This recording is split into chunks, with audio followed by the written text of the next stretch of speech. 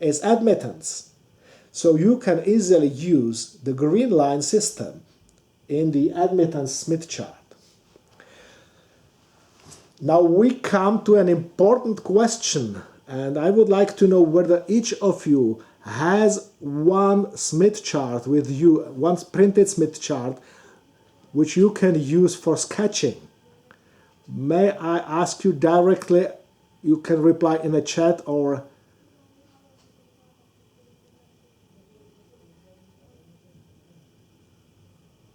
so. Is there anybody who has a Smith chart printed with him?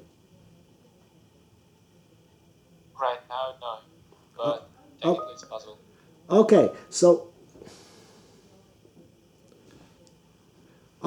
then I think that in order to proceed, you would really need a printed Smith chart, which you do not have now. So we will rearrange our lecture at the moment. And we will leave practice with Smith chart to January, and you will all have one printed chart. If you were in Prague, I would give you one, but I can't do that through wires, but you have the PDF. So I will now just make a few comments on impedance matching. I will tell you why that is so important. And then I will not continue with Smith chart unless you have one or two pieces with you, which will be in January, okay? And now I will switch to impedance matching directly, but we will only do the basic theory and no practice, which we will do with Smith chart only. So skipping to impedance matching.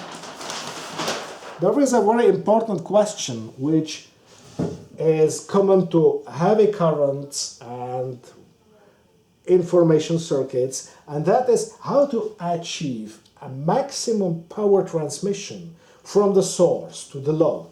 So we have a source. It has its impedance. Let's call it generator. It has got some voltage and some intrinsic impedance, and you want to connect it to a load.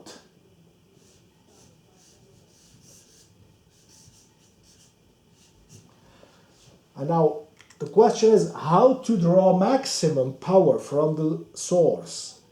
The reply is this happens when there is a condition met which says that the impedance of the load is a complex conjugate of the impedance of the source. At this condition, you would have a maximum transmission of power. Maximum power in the load. On the other hand, it is also true that you would waste 1/2 of the power generated in the impedance of the generator. This is not the condition at which you would operate very likely, but as to maximum power in the load, you would get this condition. Now, once going to information distribution and transmission, it is not that important if you lose some power. I mean, if you have a receiver, you have a lot of amplifiers in it. And the problem mostly is not that of some power lost. Well, it somehow raises the noise figure, but you can amplify the signal again. The problem is what happens with the power which reflects from a load that's not matched. Now, possibly you still remember analog TV. So I will show you the first problem with reflection that happens on a distribution network. Just imagine that you have was possible with antenna, but let's say that you have a long cable, coaxial cable, which feeds a TV receiver. So we have a TV receiver. There is a nice person on it. And of course the receiver has an input. By the way, most of the inputs of TV receivers were poorly matched. They just expected that you would somehow care for the line and at the other end. So let's say we have a transmission line which is quite long, and you have a generator or a source of the signal. If you have a cable network which is in a large district, you have easily a cable of 300 meters, for example. Okay, so let's do that. Let's think about that. The analog signal meant that you, at some time, the signal which was just the point here on the head of the person arrived. And if it was well matched, that's the end of the story. It has been amplified, detected, synchronized, and finally put on the screen, which was a cathode tube. But what happened if the impedance was poorly matched? Well, in that case, some part of the energy entered the TV set and resulted in the point over here. But another part, a significant part, could be reflected back. So it ran on the line back to the generator. And if there was not good impedance matching, it reflected back and ran against to the TV. If we have 300 meters and you would have a coaxial cable which was not an airline, but let's say it would halve the velocity of propagation of the signal, then 300 meters would be 2 microseconds, 300 meters back would be 4 microseconds. But 4 microseconds is something that could be seen on the screen because you had the points sent in series. So at this time already the picture was somewhere here. And the picture, the signal for the first picture arrived again. So this was something that has been called ghosts. You could see the first nice personality, and you would be quite happy because you would see it a little bit for the second time. And as it reflects back again, you would be so lucky that you would see it for the third time, which is nice. But if you have a complex picture, then you would be absolutely lost because you would see any object several times. So the problem with this reflection was in no way in losing power, but the problem is in losing signal clearness. And the problem is complicated by the fact that although you can create this transfer function by a piece of analog hardware, I mean a transmission line, it can be proven that there is no piece of hardware that would restore it back. The function, the transmission function in dependence on frequency, could not be copied by any analog circuit. You can do that with digital television somehow, but with analog circuits it's lost. So the problem with pure impedance matching that causes reflection at the line is not primarily that of losing power. That's important. It can create standing waves, as we have been talking last time, so it could, at high power applications, it could have problems with discharge or destroying semiconductors. But at low powers, at the receiver side, the main problem is corruption of the signal. So now this is one of the effects. I would show you another effect which is also very important, and that is the problem with antennas. You have possibly seen a ship and unless this is a small ship for personal use, cargo ships or passenger ships at rivers today must have a radar. A radar on a ship must be capable of detecting another ship in a fog, and therefore the radar must have a very sharp, we call it pencil, radiation chart. And this is mostly achieved by a piece of waveguide that is cut by many holes, and each of the holes is an antenna. By the distance of the holes you can exactly specify the radiation phase, and by the angle of cutting you can modify the amplitude, so you can get a very sharp characteristics, and you can see those sticks rotating at airports, at river, at sea. But what would happen if this antenna would be purely matched? Well, then, the antenna looks, let's say the important side of the antenna, which is a waveguide, in fact, which is matched at the end and has an input somewhere in the middle, and there are some slots.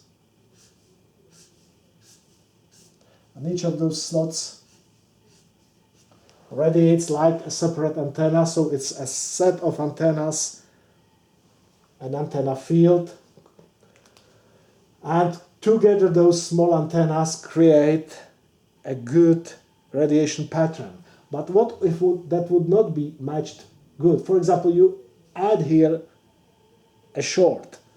Well, then you would have here not the original propagating wave, but you would have here, for example, a standing wave.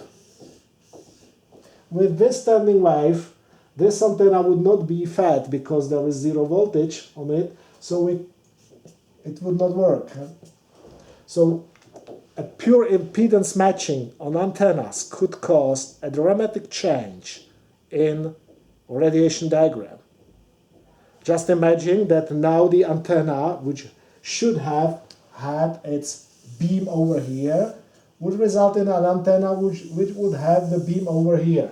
So the ship would not see the other ship at the angle it really is, but at another angle. That would be a disaster. So pure impedance matching with antennas can cause a change in radiation pattern, which, for example, when used for radio ranging and detecting, would result in false detections and disasters then. Now I will show you another point, and I'm just trying to let's say that you have to manufacture a special unit which is to block a very strong signal that emerges from somewhere. For example, you have an analog radio receiver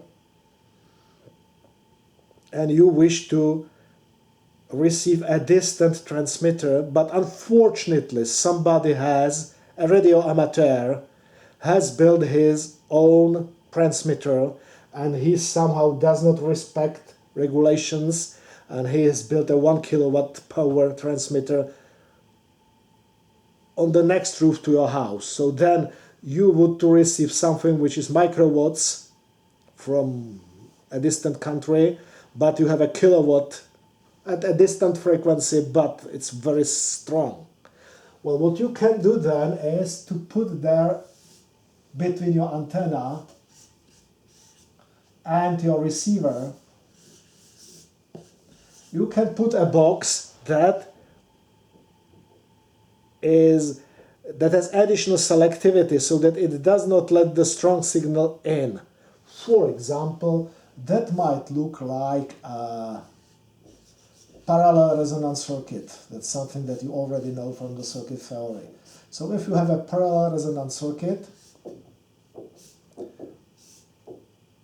there is the antenna and there is the receiver. If you tune this circuit just to the frequency of your wanted signal, then a parallel resonance circuit has an impedance close to infinity at the proper frequency. So it's not there for your signal, but it shortens the other signal, which is rather strong at the input.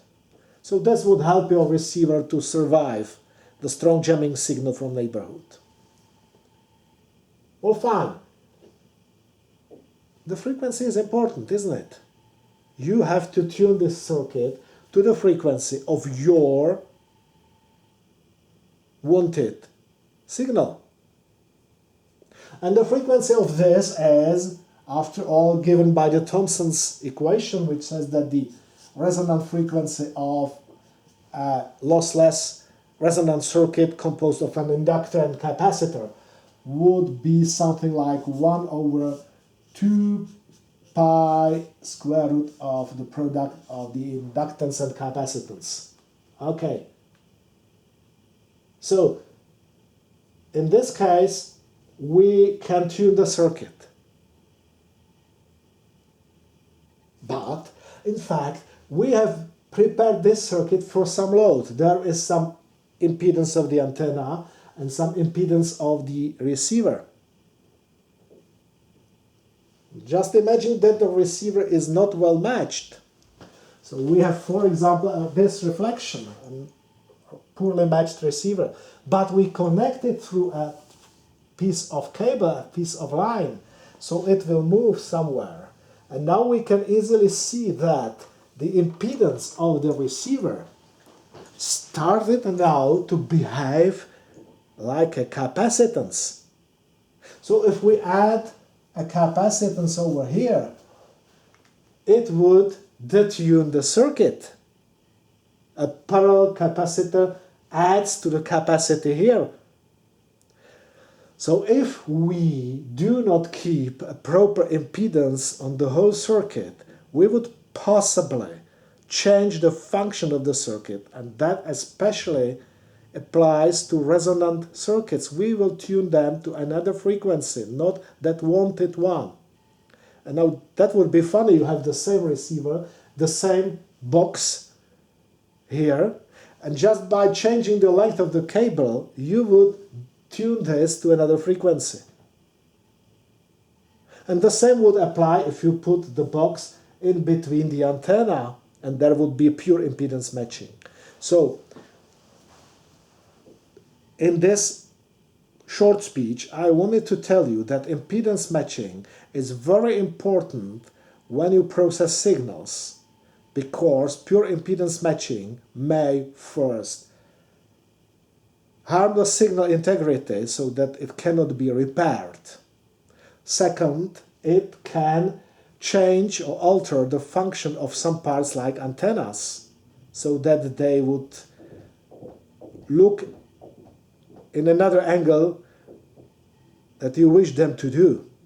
And the third thing is that pure impedance matching would result in a wrong function of circuits. That wrong function, I mean, especially it will tune them to other frequencies than they have been designed and tested for. Now, this is quite funny. Just imagine that you have to design a complex apparatus, let's say a radio locator.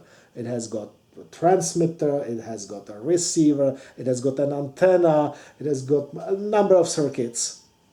At the receiving side is preamplifier, main amplifier, mixer, intermodulation products are somehow handled. Then there is some medium frequency block.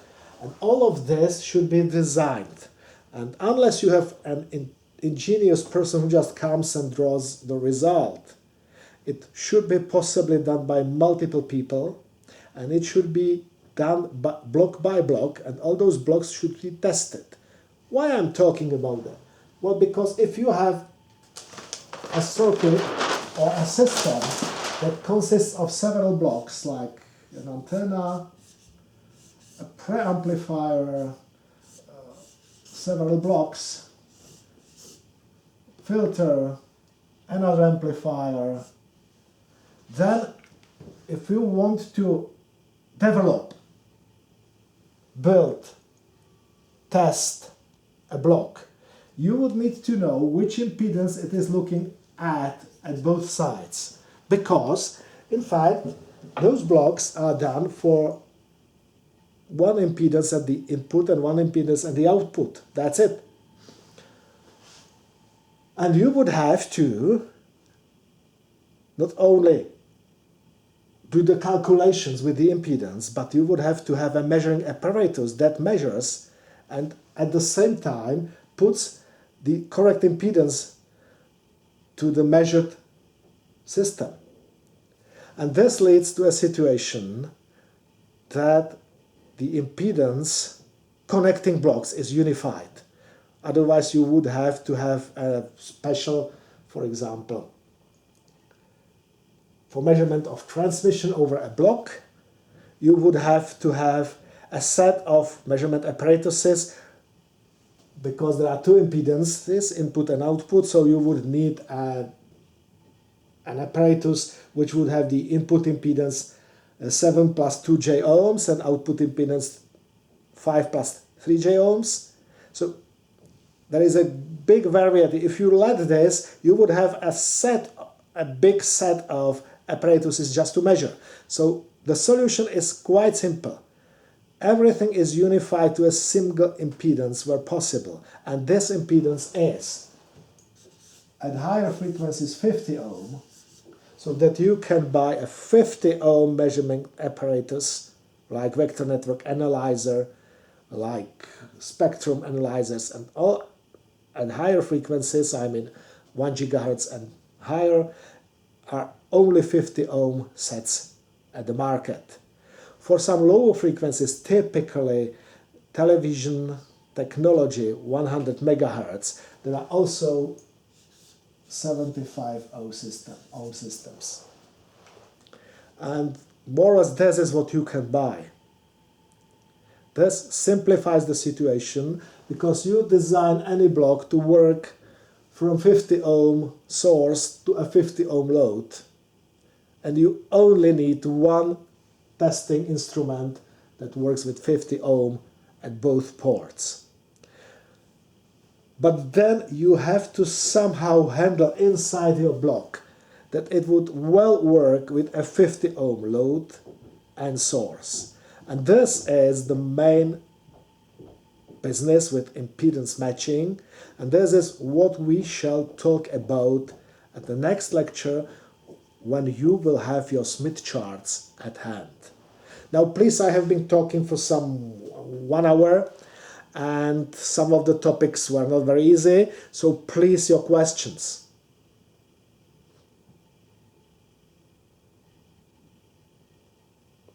If there are no questions at the moment, I will now make a 5-minute break.